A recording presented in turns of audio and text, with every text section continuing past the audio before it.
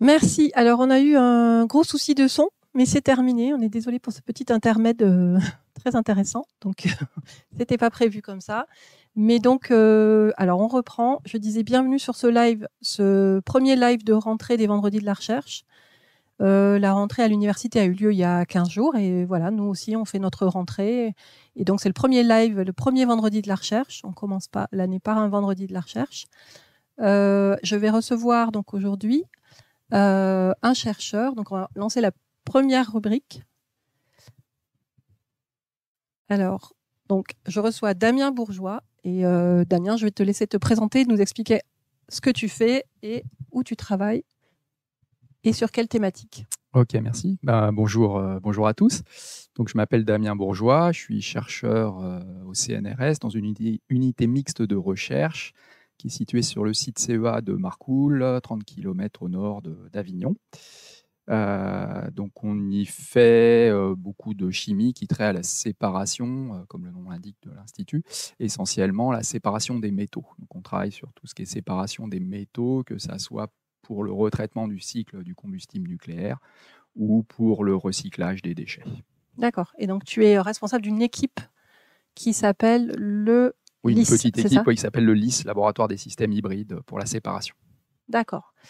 Très bien. Et tu enseignes aussi à l'université de Nîmes depuis un certain temps, je crois. Et je donne effectivement quelques cours à l'université de Nîmes depuis 2011, si je ne dis pas de bêtises. Essentiellement la chimie des solutions. On a fait un peu de cinétique chimique aussi et quelques cours de rattrapage pour les WI+, en début d'année. Donc c'est pour les licences sciences de la vie. Licence SV, ouais, au CARM. D'accord, très bien. Et donc on a été en contact parce que tu as organisé un congrès cette année à l'université de Nîmes, enfin en 2023, le congrès de plusieurs labos. Oui, c'était un petit symposium en fait. C'est les laboratoires académiques en France, donc laboratoires publics, sont regroupés dans un GDR, groupe qui est groupe de recherche du CNRS, qui s'appelle Prométhée. Et donc chaque année, on a des journées annuelles pour partager un peu toutes nos avancées dans le domaine de l'hydrométallurgie. Effectivement, on les a faites à Nîmes. On a eu le plaisir sur de le site de recevoir Beauban. cet C'était très événement. sympa et tous les participants étaient super contents d'ailleurs. Et c'était à la fois original et ça s'est bien passé. Très bien. Bonne nouvelle. Alors, on va passer à notre deuxième rubrique et rentrer un peu plus dans tes activités de recherche. Donc la deuxième rubrique, c'est à quoi ça sert ce que tu fais. Donc c'est aussi pour qui et pourquoi. Explique-nous un petit peu sur quelle thématique tu travailles et à quoi ça sert. Alors, ça sert à plein de choses et on travaille sur plein de choses. Alors, donc l'idée, c'est séparation des métaux. Oui, c'est ce mot de séparation qu'on entend partout. Donc il faut séparer les métaux dans plusieurs contextes, puisque très souvent, on a besoin d'un métal pour une application particulière et après utilisation, ils arrivent en mélange. J'ai parlé combustible nucléaire. Une fois que l'uranium a brûlé, il y a un peu de plutonium, d'autres produits d'activation et puis tous les produits de fission dont vous avez sûrement entendu parler. Une fois qu'on a utilisé des métaux pour faire l'électronique, parce que c'est très à la mode de parler des smartphones et des déchets électroniques, et tous ces métaux-là, ils sont tous mélangés dans un téléphone et on aimerait bien les récupérer pour s'en resservir pour différentes raisons. Donc nous, on travaille sur tout ce qui est technique spécifique de séparation de ces métaux-là. C'est très général. Alors, on est en plus là-dedans, nous, dans l'équipe, focalisés plutôt sur les systèmes organiques, hybrides, organiques, inorganiques, donc entre les métaux et la matière organique. Et l'une de nos caractéristiques, c'est qu'on va travailler vraiment du déchet, c'est-à-dire on va prendre des vrais déchets, sauf le combustible nucléaire, là, on prend quand même, on prend pas des vrais crayons de combustible usés, on prend des solutions simulantes, mais des vrais déchets de batterie ou des déchets électroniques, et puis on va aller jusqu'à la valorisation, essayer de refabriquer des composés d'intérêt à partir de ces métaux. Je pourrais expliquer pourquoi. D'accord. On va s'arrêter sur l'intérêt justement de refabriquer, de recycler. Alors pourquoi ces métaux, on doit optimiser leur utilisation comme ça Parce que c'est intelligent dans l'optimisation des ressources de la Terre, j'aurais tendance à dire. C'est pas nouveau comme thématique.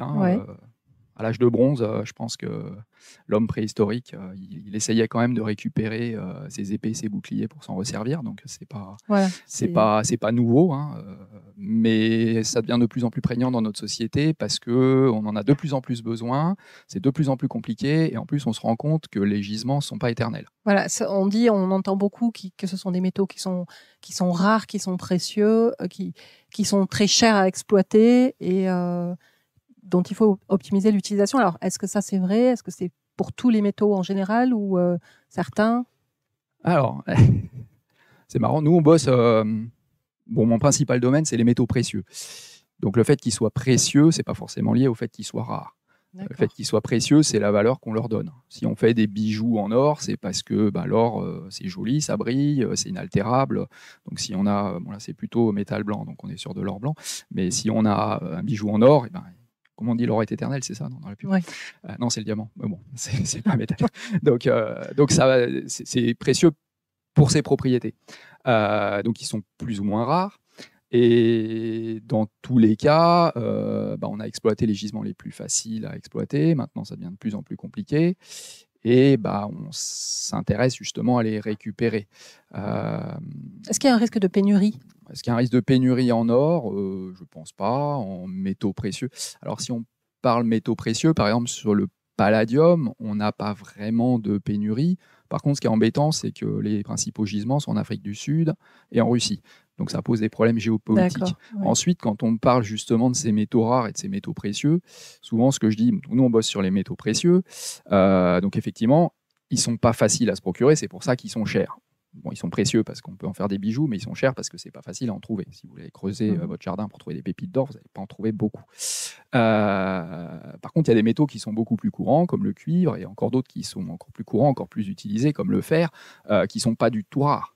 Mais si on prend alors j'ai pas tous les tonnages en tête, mais le palladium, on est sur 200 tonnants, le cuivre, on est sur quelques dizaines de millions de tonnes, et le fer, on doit être sur les milliards.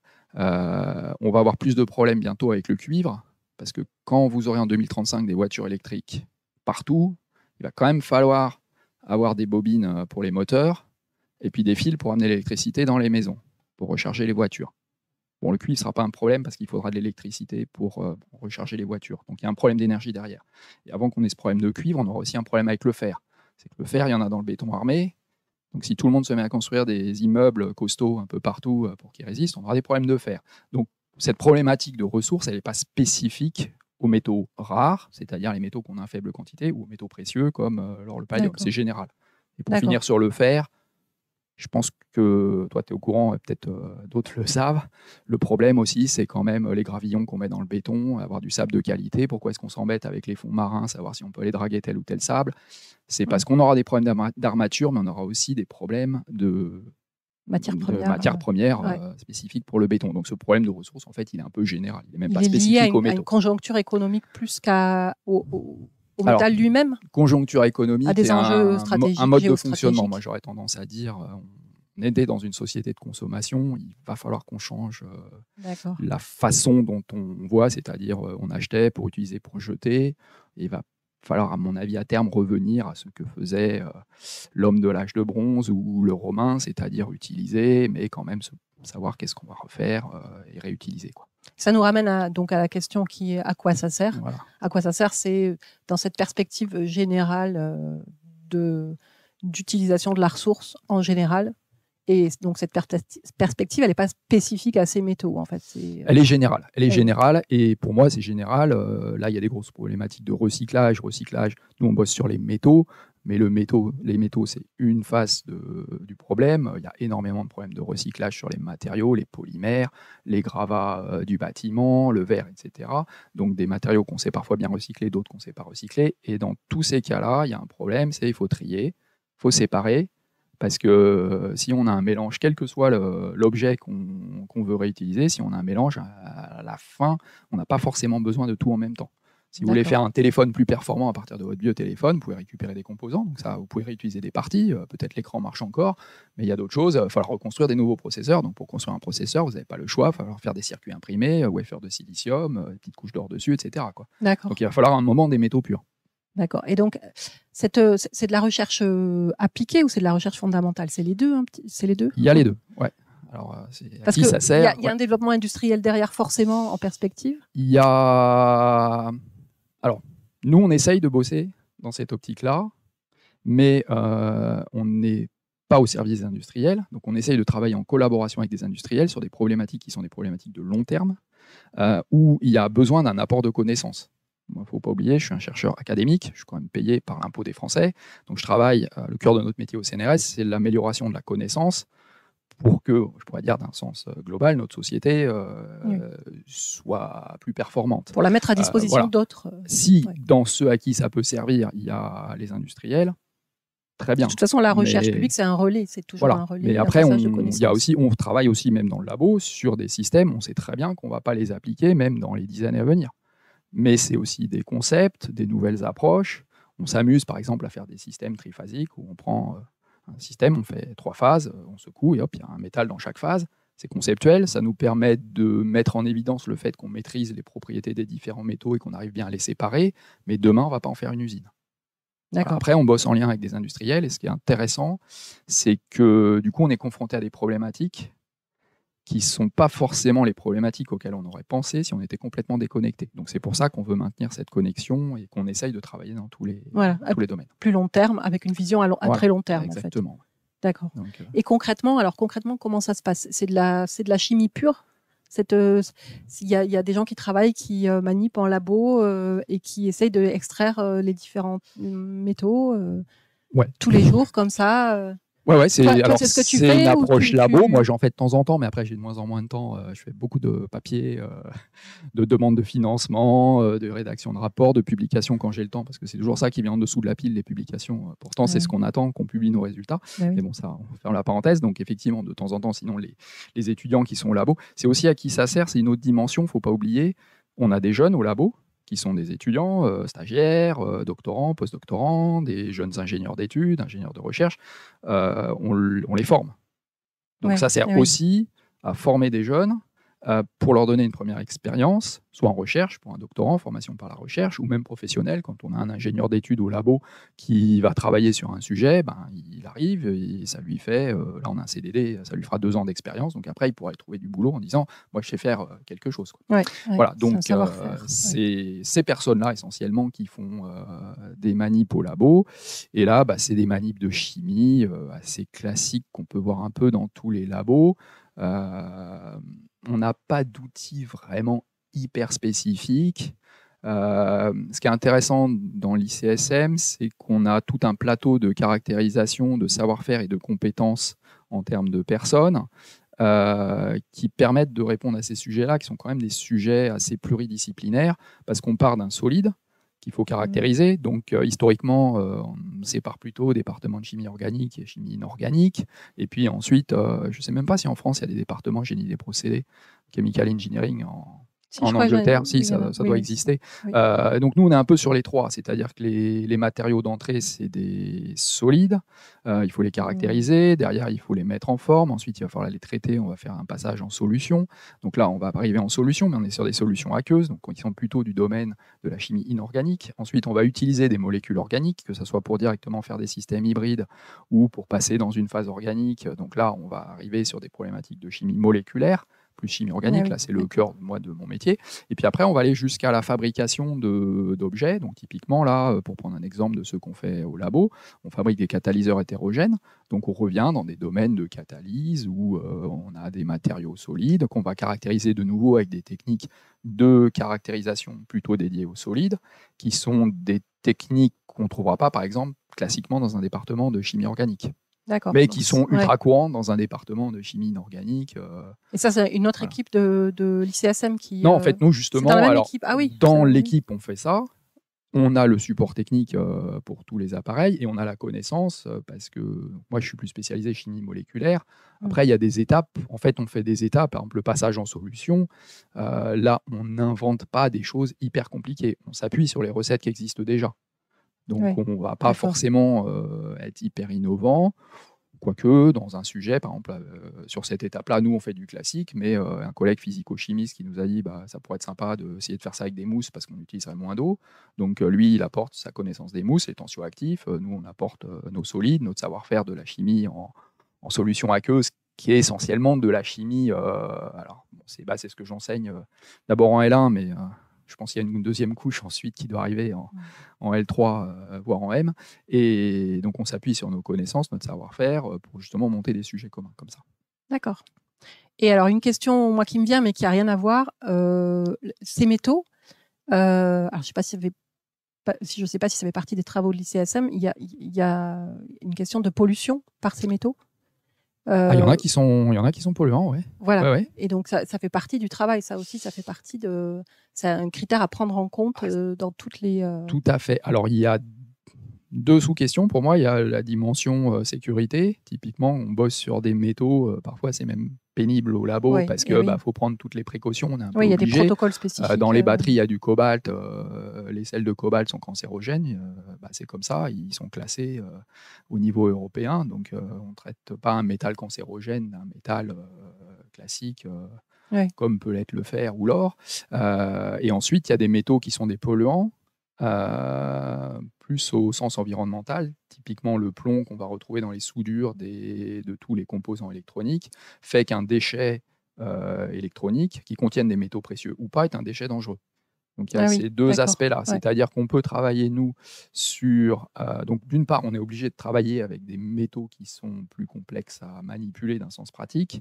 Puis, je ne parle pas de tout ce qui est radiotoxicité avec le cycle du combustible, mais c'est une autre facette. Et d'autre part, on peut aussi travailler à des fins de dépollution. Typiquement, si on enlève le plomb qui est dans les soudures, il est que là, on va passer d'un déchet dangereux à un déchet moins dangereux.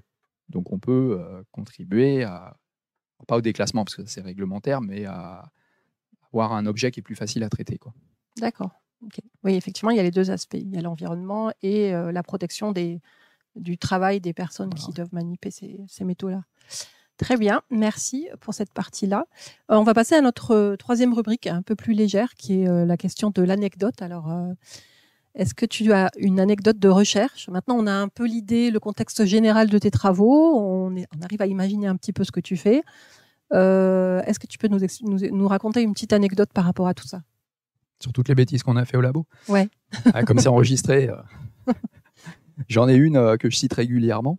Quand j'étais en thèse, c'était au siècle dernier, soyons précis, fin du siècle quand même, je m'occupais d'aller chercher les solvants organiques pour tout le labo. Donc, je prenais la clé de la soute à solvants, j'allais avec mon petit vélo, parce qu'on faisait ça à vélo, et puis je ramenais les solvants. Là, maintenant, dans le labo où je suis... Les solvants à vélo, déjà, c'est... C'était cool. On faisait des courses à vélo avec un petit...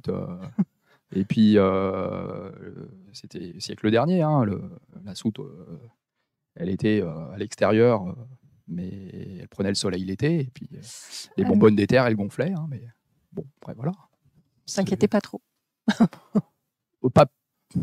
On s'inquiétait autant que maintenant. Après... Il y a moins de contraintes. Bonne question, tiens. Bon, ça peut faire l'objet d'une autre émission. Est-ce que c'est vraiment une contrainte ou est-ce que... Je ne suis pas sûr que les contenants, peut-être les contenants des terres sont peut-être un peu plus costauds, mais ça doit toujours faire pchit quand on les ouvre. D'accord. Donc, et que ça soit au siècle dernier ou maintenant, typiquement, moi j'ai bossé quelques années au milieu industriel, on n'utilise pas le diéthyléther parce que c'est trop volatile. C'est pratique au labo parce que ça s'évapore facilement, ça se purifie facilement, donc c'est pour ça qu'on l'utilise. Mais après, en milieu industriel, ils n'utilisent pas ça parce que c'est trop volatile et puis le point éclair, il doit être à température négative. Donc on n'utilise pas ça. Donc moi, j'allais chercher mes petits solvants tranquillement. Là. Quand il en manquait, qu'est-ce que je faisais? J'allais voir la personne qui passait les commandes, la gestionnaire du labo, elle commandait, tout allait bien, on n'a jamais eu aucun problème. Là, dans le labo où je suis, alors les doctorants n'ont pas le droit d'aller chercher eux-mêmes les solvants parce que c'est trop compliqué pour eux de gérer les stocks. Donc il faut que ce soit les chercheurs permanents qui le fassent. Et en plus, pour le faire, on a un logiciel qui est compliqué à utiliser. En fait, non, qui n'est pas compliqué, mais les gens pensent que c'est compliqué. Donc, il y a une formation pour utiliser le logiciel. Donc, du coup, comme moi, j'ai dit, non, mais je ne vais pas passer une demi-journée à me faire former pour expliquer que j'ai pris 5 litres de ça ou de ça. Je n'ai pas accès à l'application, donc je ne peux pas avoir la clé, je ne peux pas aller chercher les solvants. Voilà. D'accord. Donc, ça montre une complexification de la vie de chercheur assez typique, en fait. Qui est un Ouais, qui est un peu pesante, surtout quand nous, on a des réflexes liés à notre passé, quoi. C'est-à-dire que les choses, ça paraît simple, il y en a, c'est plus compliqué. Ouais. Parfois, Ouais, c'est ouais. justifié. Il y a des choses niveau sécurité qu'on faisait. Bon, on les referait plus. Ouais. Mais bon, il y en a d'autres. Si on pouvait quand même se simplifier la vie, ça serait pas plus mal. La vie de chercheur, elle évolue aussi avec toute cette complexification. Et, j'aurais pu dire ça aussi, comme je dis aux doctorants que je reçois. Moi, je pense qu'honnêtement, au XXIe siècle, j'aurais pas pu avoir ma thèse. J'aurais abandonné, quoi. C'est trop compliqué. Ah oui. Moi, j'ai fait une thèse, j'ai fait 3 ans de sciences. Il faut avoir des crédits, des heures d'équivalent, suivre des trucs, remplir des papiers, suivre des stages obligatoires. Oui, c'est presque le parcours du combattant. Il n'y a pas que de la science. C'est une autre, une autre conception. Mais ils ont un statut un peu plus protégé aussi maintenant. Je ne sais pas si remplir des tas de papiers, ça les protège. Oui, en tout cas, vrai. ça les forme à leur futur métier. D'accord. C'est pas utile non plus. Merci pour cette anecdote qui nous montre bien la vie de chercheur aussi. Un aspect dont on ne parle pas beaucoup. C'est moins fleur bleue, c'est moins... Ouais, désolé. Après, voilà. On est quand même là pour donner envie aux jeunes de devenir chercheurs. Ah oui, non, mais on voit des trucs sympas au labo, on est content. Mais c'est difficile à exprimer en fait la satisfaction qu'on a quand on fait une manip qui marche. Quand en plus on l'a conçu, on se dit tiens, ça devrait se passer comme ça et ça se passe à peu près comme on l'a conçu. Ou même encore quand il y a un truc qui est complètement inattendu qui arrive, mais qu'on se dit tiens, c'est bizarre et qu'en plus on arrive à comprendre. C'est un peu difficile à faire passer. C'est vrai que c'est difficile à montrer. Oui, c'est vrai que c'est ce côté-là, ce côté un peu aventure, un peu surprise aussi, qui est intéressant aussi. Voilà. Mais c'est vrai que c'est important aussi de montrer la réalité de ce que c'est le quotidien d'un chercheur. Merci beaucoup pour cette anecdote. Et donc maintenant, on va passer aux petites questions. Donc, je vais te demander de jeter le dé et puis on verra le nombre de questions que tu pourras piocher dans cette petite casquette. Et bien sûr, si tu n'as pas envie de répondre ou si la question ne te semble pas appropriée, il y a ce petit joker que tu peux utiliser autant que bon te semble. Voilà. Cool. Alors, je te laisse jeter le dé. Parce que d'habitude, c'est moi qui pose les questions pièges. Ah. Alors, trois questions. Alors, allons-y. C'est moi qui tire. Ouais. Faut que je les lise en plus. Toc. Alors, première question. Qu'est-ce que tu envies dans les autres disciplines de recherche ? J'aurais tendance à dire c'est une question un peu classique, l'herbe est plus verte ailleurs. Voilà, c'est ça. Quand on voit les autres souvent. Moi, je suis content, faire de la chimie, ça me va. Ah, très bien, c'est une bonne réponse. Honnêtement...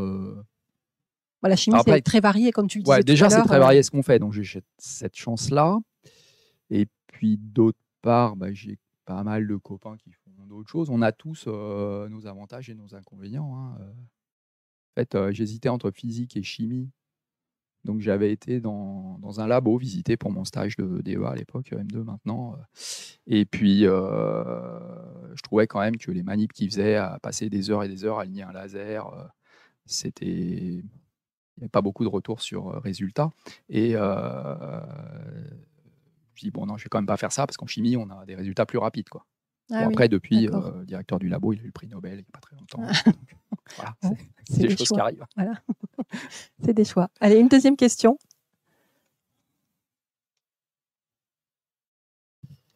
Okay. Quelle est ta pire expérience de recherche ? Alors, un souvenir qui revient.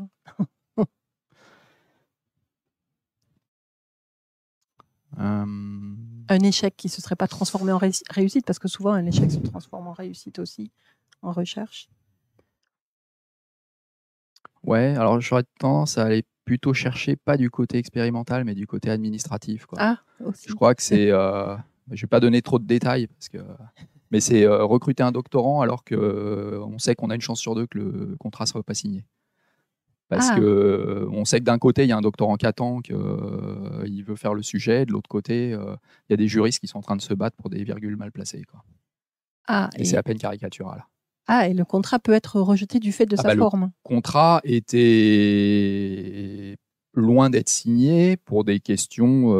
alors, pas de forme juridique du contrat, mais des questions de mésentente sur « ça fait 3 mois que je l'ai écrit, ouais, mais bon...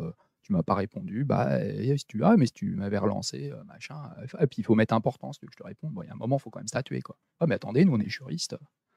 Excusez-nous, on va pas statuer là. Ah oui, Puis, d'accord. on lui Et a la dit thèse tout a est été vert. perdue. Non, la thèse n'a pas été perdue, heureusement. D'accord. C'est pour ça. D'accord. Elle a failli être perdue. Elle a failli être perdue avec. Et derrière, au labo, heureusement, on a eu le soutien de la direction. On se demandait. On était en train de prévoir des pistes alternatives. Oui, d'accord. Donc, oui, effectivement, c'est très mauvaise c'est des expérience. moments qui sont Oui. un peu pénibles à vivre, quoi. Ouais, Parce que ça, c'est un exemple, mais finalement, on a souvent en fait un peu ce hiatus entre les discours qu'on donne et la façon dont on aimerait que ça se déroule, et puis tout ce qu'on fait derrière niveau papier pour que ça avance. Ouais, niveau montage, toutes Voilà, les étapes à c'est suivre, ça, quoi. obtenir les financements, monter juridiquement, Ouais. avoir les soutiens, les signatures, tout ça. Oui, effectivement, c'est très long. Et donc, une troisième et dernière question. Hop, on va prendre au fond.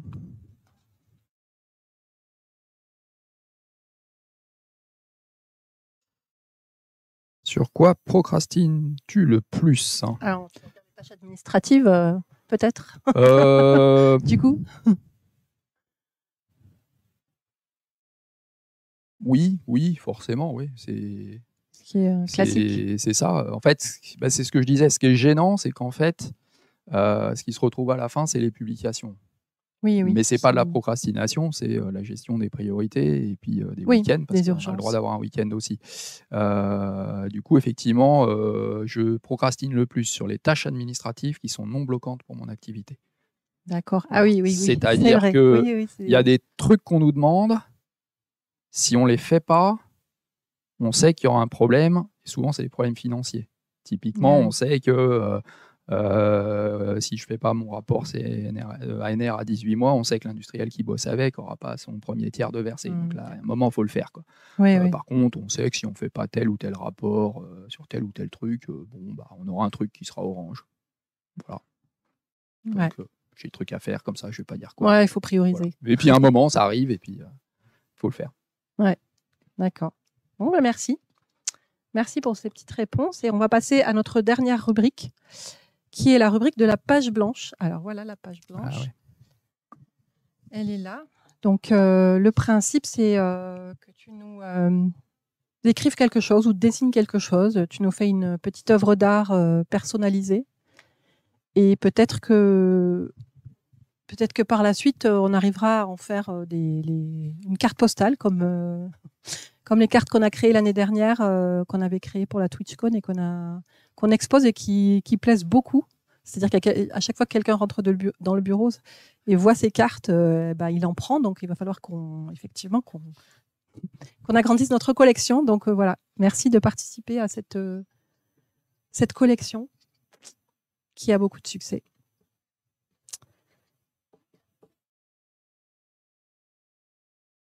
Donc, on va avoir une belle citation. Non, c'est pas une citation. Ah, tu t'autocites. C'est bien.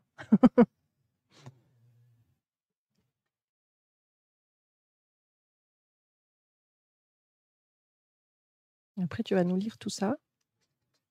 Encore, ton écriture est bonne, donc je pense que j'arriverai à lire. C'est clair.